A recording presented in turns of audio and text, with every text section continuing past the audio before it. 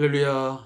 우리 사랑하는 성도님과 함께 오늘 2021년 11월 17일 수요일 저녁 시간을 맞이해서 함께 기쁨으로 또 믿음으로 하나님을 예배하기를 소원합니다. 우리 사랑하는 성도 여러분, 오늘 한 주간의 가장 중심에 와 있습니다. 지난 월요일, 화요일 또 오늘 수요일까지 함께 하신 하나님, 또 이 한 주간의 후반기인 목, 금, 토 기간 동안도 하나님께서 은혜와 사랑을 우리에게 풍성히 베푸사 매일매일의 삶 가운데서 주와 함께 걸어가는 삶이 기쁘고 또 행복한 삶의 순간들이 되기를 주의 이름으로 축복합니다. 먼저 우리 찬송 218장 우리 함께 들으시면서 수요 예배와 주삼 교제를 통한 우리 말씀 묵상의 시간을 갖겠습니다. 내 마음과 정성을 다하여서.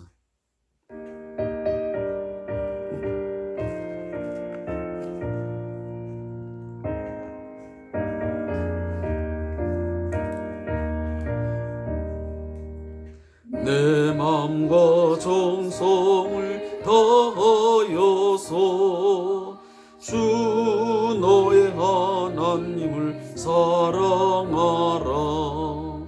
내 몸을 아끼고 사랑하듯 형제와 이웃을 사랑하라.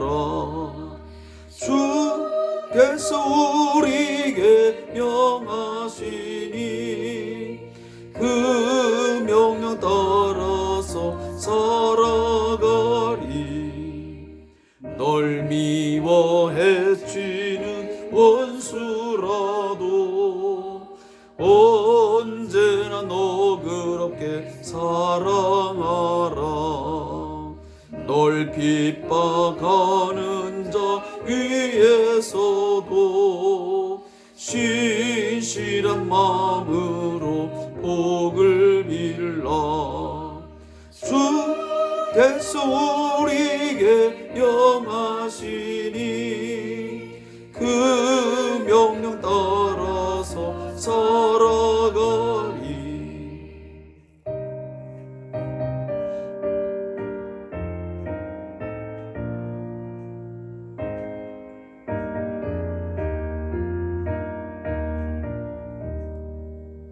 나 항상 주님을 멀리하고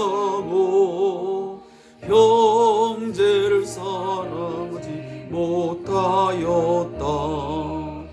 이러한 죄인을 사랑하사 주께서 몸버려 죽으셨다. 죄의 큰 사랑 받으니 내 생명 다 바쳐 충성하리. 아멘.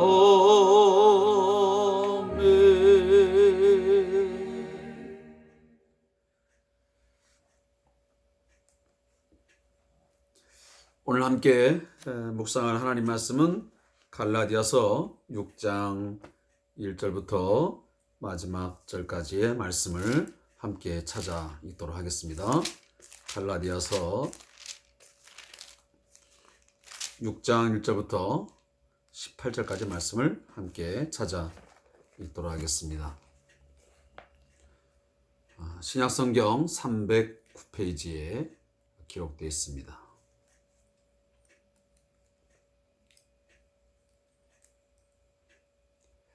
우리 함께 말씀을 합독하겠습니다.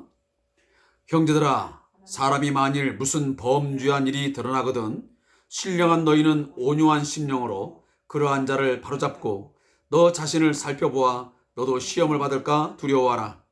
너희가 짐을 서로 지라. 그리하여 그리스도의 법을 성취하라. 만일 누가 아무것도 되지 못하고 된 줄로 생각하면 스스로 속임이라. 각각 자기의 일을 살피라. 그리하면 자랑할 것이 자기에게는 있어도 남에게는 있지 아니하리니 각각 자기의 짐을 질 것이라. 가르침을 받는 자는 말씀을 가르치는 자와 모든 좋은 것을 함께 하라. 스스로 속이지 말라. 하나님은 업신여김을 받지 아니하시나니 사람이 무엇으로 심든지 그대로 거두리라. 자기의 육체를 위하여 심는 자는 육체로부터 썩어질 것을 거두고 성령을 위하여 심는 자는 성령으로부터 영생을 거두리라. 우리가 선을 행하되 낙심하지 말지니 포기하지 아니하면 때가 이름에 거두리라. 그러므로 우리는 기회 있는 대로 모든 이에게 착한 일을 하되 더욱 믿음의 가정들에게 할지니라. 내 손으로 너희에게 이렇게 큰 글자로 쓴 것을 보라. 무릇 육체의 모양을 내려 하는 자들이 억지로 너희에게 할례를 받게 함은 그들이 그리스도의 십자가로 말미암아 박해를 면하려 함뿐이라. 할례를 받은 그들이라도 스스로 율법은 지키지 아니하고 너희에게 할례를 받게 하려 하는 것은 그들이 너희의 육체로 자랑하려 함이라. 그러나 내게는 우리 주 예수 그리스도의 십자가 외에 결코 자랑할 것이 없으니 그리스도로 말미암아 세상이 나를 대하여 십자가에 못 박히고 내가 또한 세상에 대하여 그러하니라.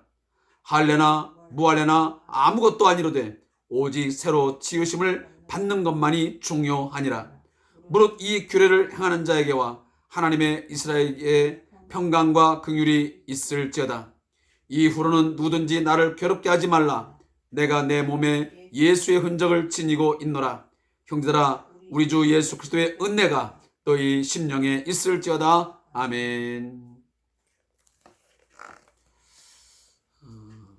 사도 바울이 많은 서신서를 쓰고 있는데 특별히 이 갈라디아서는 초두에 이러한 평안한 부드러운 인사 말씀이 없었습니다. 그렇지만 이제 마지막 부분에 이 편지를 종결을 지으면서 아주 온유한 심령으로 또 이 갈라디아 교회의 성도들을 그리스도의 사랑으로 품는 마음을 가지고 오늘 이처럼 18절에 형제들아 우리 주 예수 그리스도의 은혜가 너희 심령에 있을지어다 아멘 하면서 이 글을 마치고 있습니다. 우리 사랑하는 성도님들의 가정 위에 또한 성도들의 생업 위에 그리고 여러분의 또한 자녀들과 또 직장 이 모든 것 위에 우리 주 예수 그리스도의 은혜가 풍성하게 있었기를 주의 이름으로 축복합니다. 오늘 먼저 우리 갈라디아 6장의 말씀을 두 부분으로 나누는데 먼저는 6장 1절부터 10절까지의 말씀을 보게 되고요. 그리고 11절부터 마지막 절 18절까지의 말씀을 나누게 되겠습니다. 먼저 1절부터 10절까지의 말씀은 너희가 서로 짐을 지라 라는 제목으로 오늘 본문이 기록되어 있습니다. 먼저 이 말씀의 내용에 요약을 해본다면 바울은 이제 복음과 할례 그리고 율법 문제를 넘어 갈라디아 교회 공동체 안에 발생할 수 있는 다양한 문제에 대해서 권면을 하고 있습니다. 공동체 안에 범죄와 그리고 인간적 연약함과 교만의 문제를 어떻게 해야 할지를 아주 상세하게 가르쳐 주고 있습니다. 그리고 교회가 복음으로 얻은 그 자유를 성령의 열매로 거두며 선을 행하되 낙심하지 말고 끝까지 그 선을 행할 것을 격려하면서 오늘 이 내용을 맺고 있습니다. 갈라디아 6장의 이 내용은 매우 짧게 되어져 있습니다. 또 바울이 쓴 많은 서신들이 있지만 특히 이 갈라디아서는 그리 많은 분량이 되지는 않습니다. 그러나 이 안에서 우리 성도들이 신학적으로 굉장히 중요한 뼈대를 세울 수 있는 중요한 어떤 진리들이 이 갈라디아서에 담겨져 있습니다.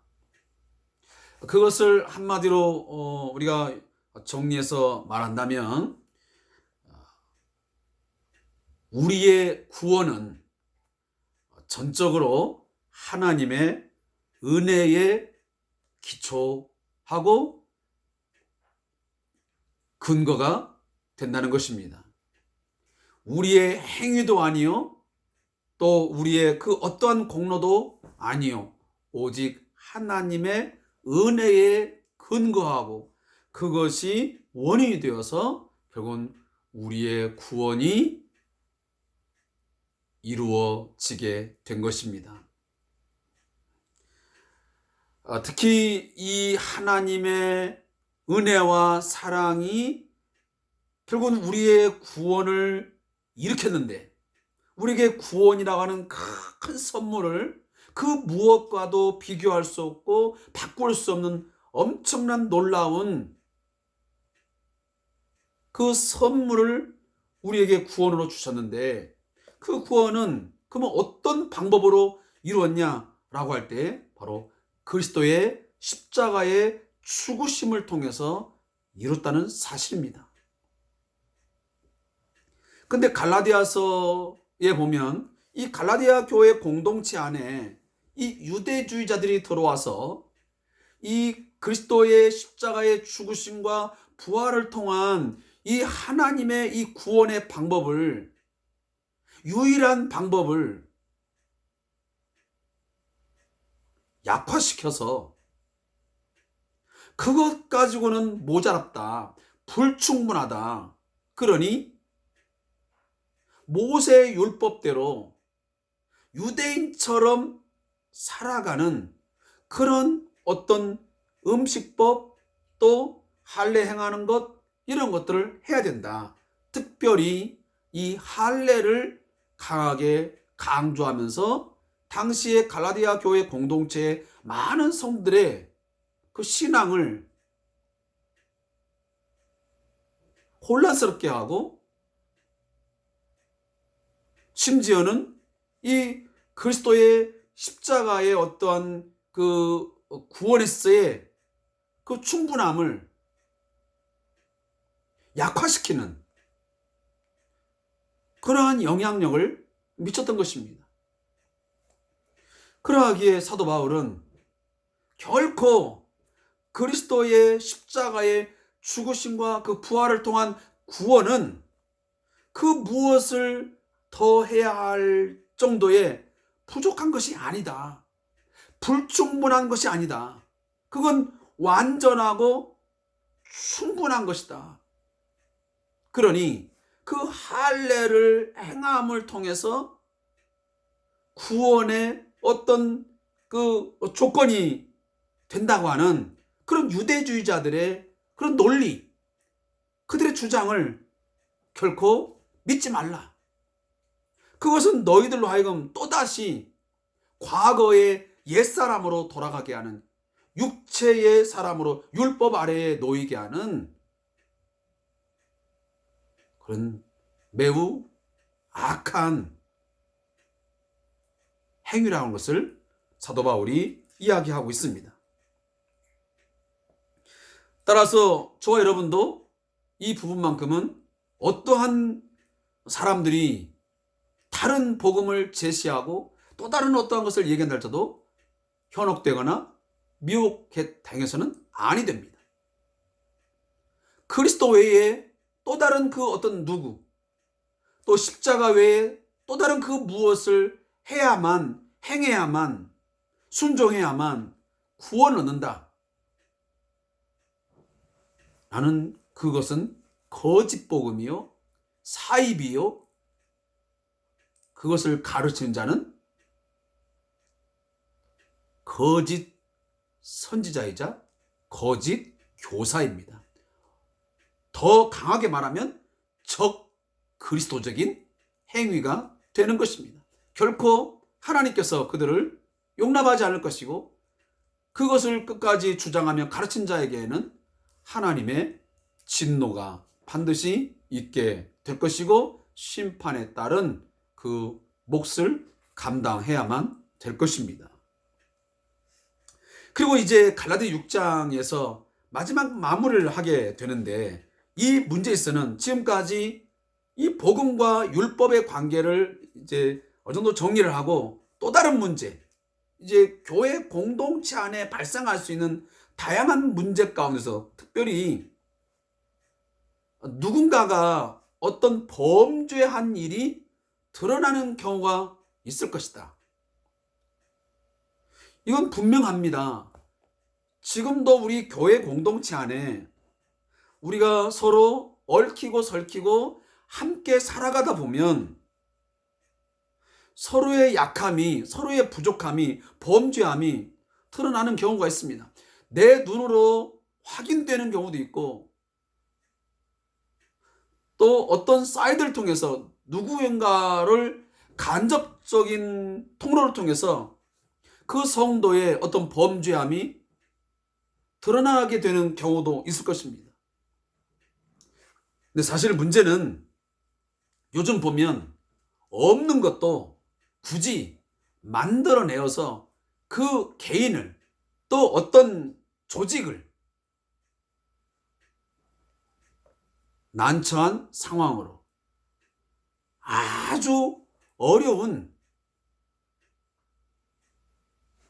그런 궁지로 몰아가는 그런 사람, 그런 집단도 있더라고요. 유언비어를 퍼뜨리고, 그리고 가짜 뉴스를 막 퍼나르고 전함으로 인해서 일을 더 크게 만들어서 그 특정 사람을, 특정 조직을,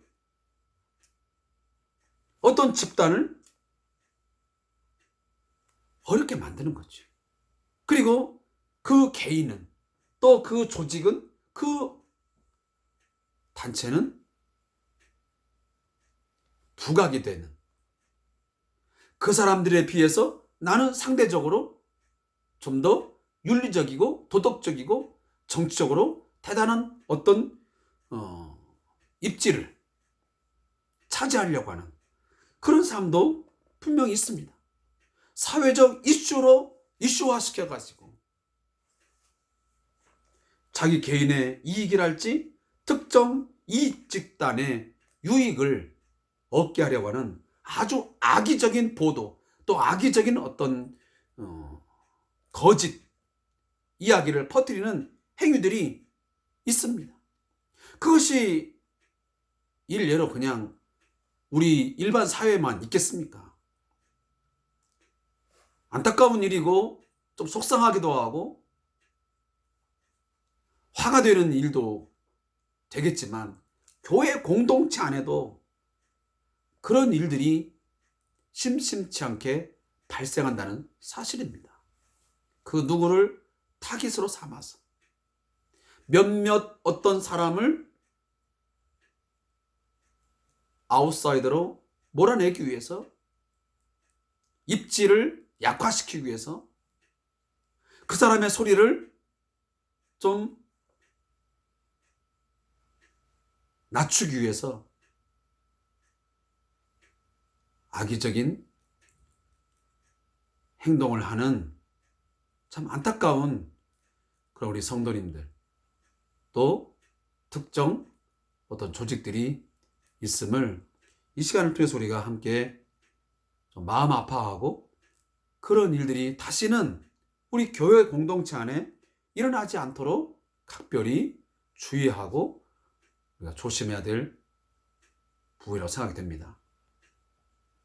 특히 오늘 사도 바울은 그러한 공동체 안에, 교회 공동체 안에 그런 범죄한 일이 드러날 때에 그럼 어떻게 대책을 세울 것이냐, 어떤 방법을 통해서 그 문제를 해결할 것이냐. 첫째 보면, 그러한 문제가 드러나게 되면 온유한 심령을 가지라 그랬어요. 그 사람을 막 정죄하고 어떻게 그렇게 할 수 있어 하고 분노하고 그러면서 공격하고 하는 그런 것이 아니라, 먼저는 온유한 심령을 가지고 그러한 자를 우리가 권면하고 함께 기도하면서 바로 잡아주어라. 그래서 그 사람을 바로 세우는 게 중요한 거지. 그 사람이 넘어졌다고 그래서, 실수했다고 그래서 그 실수를 계기로 하여 아예 그냥 일어나지 못하도록, 더 이상 발을 붙이지 못하도록 칠받고 밖으로 내쫓아버리라는 것은 아니지 않습니까? 사실 우리가 교회 안에서도 어떤 일이 발생하게 되면, 범죄가 일어나면 당회가 모여서 이제 몇 번에 걸쳐서 권면을 하게 됩니다. 처음부터 징계를 하는 건 아니지 않습니까? 그리고 그 권면이 이제 최선을 다해서 하지만 되지 않을 경우에 이 공동체의 유익을 위해서 어떤 거룩함을 유지하고 또 지켜나가기 위해서 어쩔 수 없이 주의 이름으로 그들에게 어떤 교회법에 따라서 징계를 하는 경우를 우리가 보게 됩니다. 그러나 그 모든 그 권징의 최종적인 목적은 뭐냐면 그 사람을 죽이고 내쫓는 게 아니고 가장 목적은 뭐냐면 바로 세우는 데 있습니다. 그 사람을 세워주는 데 있는 것이요. 근데 사실 그런 문제가 발생하면 제일 먼저 하게 되면 자기 자신을 살펴봐야 됩니다. 저 집사님이, 저 권사님이, 저 장로님이, 저 목사님이 이랬는데 혹여나 나 자신도 연약함 때문에, 부족함 때문에 그러한 범죄를 나는 혹시 하지 않았을까? 그리고 지금은 그렇게 하지 않지만 나 자신도 그러한 연약함 속에서 그러한 범죄를 저지를 수 있다고 하는 그런 어떤 늪에 빠질 수 있다고 하는 것을 우리가 늘 생각하면서 나 자신도 그런 시험을 받을까? 우리 자신을 살펴보아 두려워하는 마음이 있어야 됩니다. 그 누구도 장담할 수 없습니다. 제가 종종 사용하는 단어가 있습니다. 사람은 사람일 뿐이라고. 사람이 아무리 위대해도 대단한 성자 같은 행위를 한다 할지라도 결코 신이 될 수는 없습니다. 결단코 될 수가 없습니다. 근데 우리는 조금만 상대적으로 자기가 선하고 어떤 신앙적인 경지에 이르면 무슨 신이 된 것 양 우쭐대고 남을 무시하고 정죄하고 짓밟고 내쫓아버리려고 하는 그런 어리석음들이 우리 안에 있다는 것입니다. 그리고 오늘 사도 바울은 뭐냐면 너희가 짐을 서로 지라. 여기 짐은 굉장히 무거운 짐. 우리가 서로 살다 보면 내가 감당할 수 있는 각각 자기의 짐, 5절 말하자면 각각 자기의 짐은 이건 가벼운 짐이에요. 내가 살아가면서 내가 감당해야 할 목, 그런 짐도 있는가 하면 2절 오면 서로 짐을 나눠줘야 되는 그런 무거운 짐이 반드시 존재합니다. 교회 안에도 그렇지 않겠습니까? 집사님이면 집사님, 권사님이면 권사님, 또 목사님 목사, 또 장로님이면 장로님, 각각 주어진 자신의 몫에 의해서 감당해야 할 짐이 있습니다. 그것을 누구에게 떠맡겨서도 안 되고 그것을 함부로 내팽개쳐도 아니 됩니다. 자기의 몫은 감당하려고 최선을 다하죠. 그러나 그 어떠한 짐이 좀 몫이 클 때는 그 교회 공동체가 함께 하는데 뭔가 그 짐이 좀 클 때는 그 짐을, 그 무거운 짐을 서로 지고 가야 됩니다. 배치장도 맞들면 낫다라는 말이 있는 것처럼 이제 2021년도가 얼마 남지 않았습니다. 이제 22년도가 다가오면 교회마다 이 시기가 되면 머리를 싸매게 됩니다. 왜 그렇죠? 다음 해에 교회가 목표하고 뭔가 하고자 하는 사업이 있습니다. 근데 그 사업들을 해나가는데 많은 사람들이 필요로 하고 또 그 짐을 서로 져야 되는데 그 누구도 요즘에 너무 개인주의적인 신앙이 강하다 보니까 좀 부정적인 측면하면 이기주의적인 그런 성향들이 너무 강해가지고 짐을 서로 나눠지려고 하는 사람들이 점점점 없어지고 있습니다. 저도 이제 목회를 하고 있지만 어떤 일들을 사실 해보려고 해도 먼저 생각이 뭐냐면 이걸 하려고 해도 누가 할 것인가? 누가 하려고 덤비기는 할까? 뭔 일을 맡기면 도망가려고 하고 회피하고 심지어는 그 교회 공동체를 떠나서 다른 데로 가려고 하는 그런 경우도 요즘에 너무 많이 있어서 교회 공동체가 어떤 사업을, 선한 사업을 추진하기가 겁이 나는 것이 한국교회의 오늘 실태가 아닌가 하는 생각을 조심스럽게 해보는 것입니다. 여러분, 그런 부분에서 좀 우리 이 말씀을 통해서 한 번 더 내년에 우리 교회 공동체가 이러한 일 있을 때 내가 혼자서 감당해야 될 짐은 무엇이고, 그리고 교회 공동체 전체를 위해서 이 무거운 짐을 서로 나누어져야 될 것은 무엇인지를 생각하면서 좀 더 기도하면서 적극적으로 주신 달란트를 재능을 쫓아서 일함으로 하나님이 주신 선한 일들이 하나님의 교회를 통해서 이 이웃에 또 우리 국가 속에서 잘 이루어질 수 있도록 협력해 주셨으면 고맙겠습니다. 그리고 또 하나는 6절에 보니까 가르침을 받는 자는 말씀을 가르치는 자와 모든 좋은 것을 함께 하라. 자, 이 말씀이 그러면 이제 사역자들을 좀 더 존경하라고 하는, 그리고 좋은 것들 있을 때 함께 나누라고 하는 그런 의미로 이제 우리가 많이 해석을 하고 그렇게 적용해 오는 본문 중에 하나입니다. 그러나 너무 오해하지는 말았으면 좋겠습니다. 이 말씀이 꼭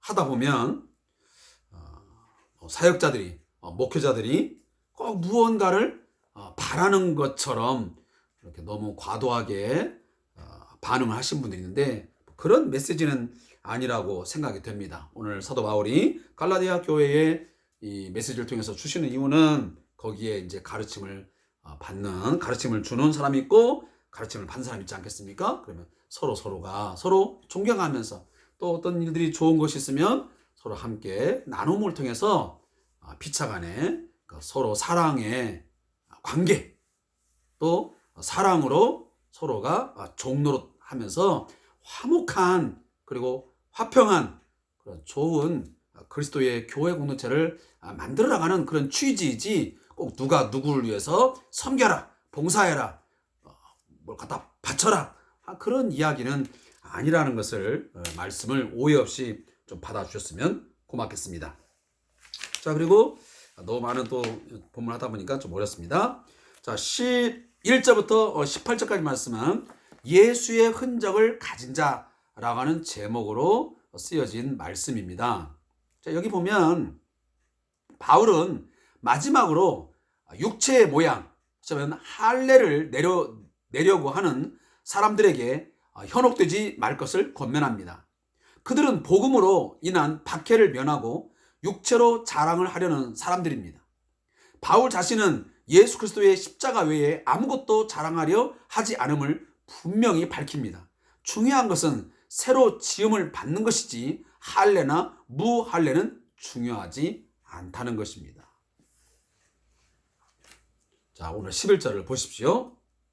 사도 바울이 자신이 지금 편지를 하는 어떤 이유를, 그리고 어떤 내심, 자신 안에 있는 깊은 그 마음을 표현합니다. 내 손으로 너희에게 이렇게 큰 글자로 쓴 것을 보라.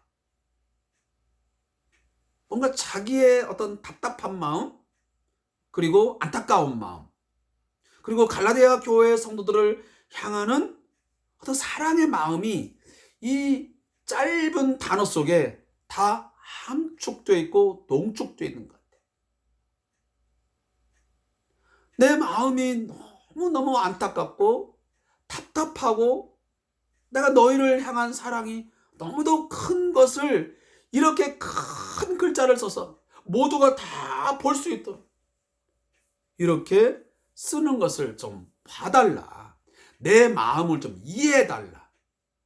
내가 무슨 이야기를 하려고 하는지, 내 마음이 지금 어떠한 것인지를 좀 제발 좀 이해해달라고 하는 간곡한 표현인 것 같아요.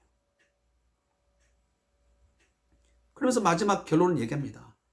그 육체의 모양을 내려는 사람들, 그리스도의 십자가로 말미암은 그 구원, 이것이 뭔가 부족한 양 할례를 받아야 된다. 유대인으로서의 하나님의 구원받은 백성으로 너희들이 입양되려면, 그것에 흡수되려면 반드시 할례를 받아야 된다는 그들, 그 속내가 뭔 줄 알아? 그 속내가 뭐냐면 박해를 면하려고 하는 거야. 왜냐하면 그리스도의 십자가만 얘기하고 할례를 안 받으면 끊임없이 이 할례주의자들이 뭐라고 하겠습니까? 유대주의자들이 왜 너희들은 할례를 받지 않느냐? 십자가도 믿어야지만 할례를 받아야지 하면서 막 박해를 가한 거예요. 정죄하고. 그러니까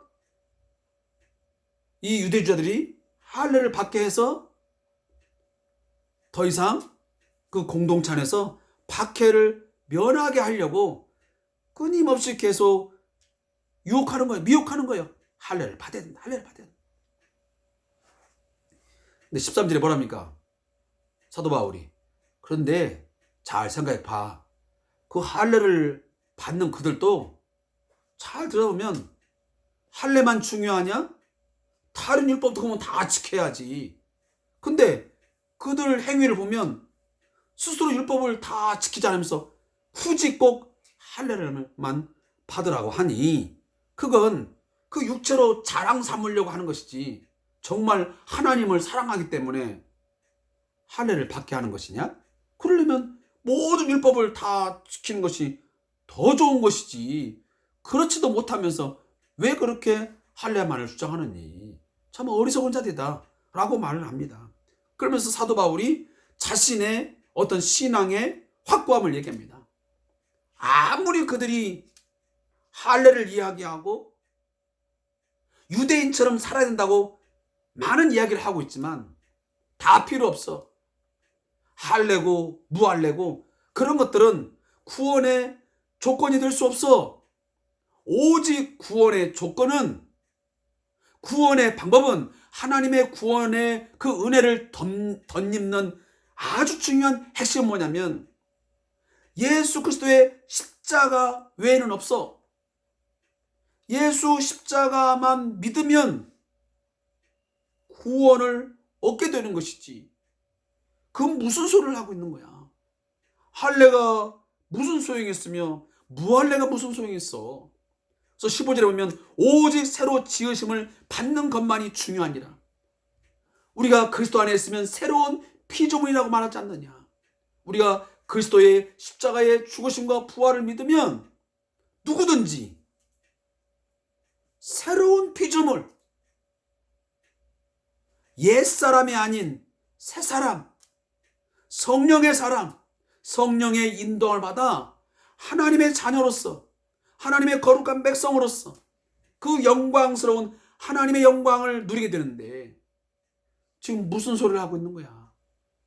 그리스도 안에서 새로 지음 받은 것만이 중요한 거야. 더 이상 할례니 무할례니 따지지 마라. 할례는 중요하고 무할례자들은 너희들은 하나님의 백성이 아니야. 그러면서 무시하고 깔보고 정죄하고, 그리고 그 교회 공동체 안에서 막 고통을 주고 내쫓으려고 하는 그런 어리석음을 빨리 좀 버려. 그리고 앞으로 더 이상 이 문제를 가지고 나를 괴롭게 하지 마라. 왜냐? 내 몸에 예수의 흔적을 지니고 있어. 곧 나를 괴롭게 하고 나를 힘들게 하는 것은 곧 예수님을 힘들게 하고 예수의 어떤 일하심을 무시하는 거야 라고 오늘 사도 바울이 마지막 부분에서 강력하게 경고장을 날리는 것입니다. 앞으로 나를 이런 문제로 인해서 괴롭히지 말아라. 왜? 내 몸에는 내 흔적이 있는 게 아니고 예수의 흔적을 가진 자이다. 자, 이걸 보면 참 대단한 신앙 고백 같아요. 우리 자신은 무슨 흔적이 있습니까? 정말 누구에게든지 내 몸에 나는 예수의 흔적을 지니고 있다라고 그렇게 자신 있게 말할 수 있는 사람이 얼마나 있을까 하는 생각이 있습니다. 정말 복음을 위해서, 예수를 위해서 온갖 고난과 박해를, 희생을 치른 그 흔적, 주를 위해서 살고 주를 위해서 죽고 주를 위해서 뭔가 한 그런 흔적들이 너무도 많기 때문에 나는 예수의 흔적을 가진 자야. 내 안에는 예수의 심장이 있고 나는 예수의 삶으로 나는 완전히 온통 물들여 있어 라고 말할 수 있는 사람들이 얼마나 있을까 하는 생각을 저는 오늘 본문을 묵상하면서 하게 되었습니다. 간절히 바라기는, 또 우리가 소원하기는 오늘 사도 바울의 이 고백이 저의 또 여러분의 고백이 되었으면 좋겠습니다. 내 몸에 예수의 흔적을 가졌노라. 그리고 나는 예수 그리스도의 십자가 외에는 하나님이 베푸신 구원의 은덕, 그 은혜를 덧입을 수 있는 그 어떠한 방법이 없음을 나는 믿습니다. 내가 정말 자랑할 수 있고 내가 자랑해야 되는 것은 오직 예수 그리스도의 십자가 그것뿐입니다 라고 여러분 고백하며 시인할 수 있기를 주의 이름으로 축복합니다. 우리는 확신합니다. 그리스도의 십자가 외에는 우리의 구원에서는 어떠한 조건도 더 이상 있을 수 없습니다. 할례든 그 무엇이든 또 다른 그 무엇 절대 불필요합니다. 십자가 그것 하나면, 십자가 복음 하나면, 예수의 보혈, 십자가의 보혈 그것이면 충분합니다. 그 하나로 모든 것 다 해결되었습니다. 십자가 붙들고 단단히 붙들고 가게 되면 마지막 날에 우리는 반드시 하나님의 영광의 보좌에 그리고 그 영광의 나라에 이르게 될 줄로 믿습니다. 오늘도 이 수요 예배를 통해서 함께 성도에게 감사의 말씀 드리면서 저자의 묵상 읽고 말씀을 맺겠습니다. 바울은 본서에서 복음의 핵심을 다시 한번 강조합니다. 복음은 단편적으로 하나님을 믿음으로 구원을 얻게 됐다는 것으로 충분히 설명되지 않는다. 왜냐하면 그렇게만 설명한다면 그리스도인들에게 율법은 무의미한 것이 되고 말기 때문입니다.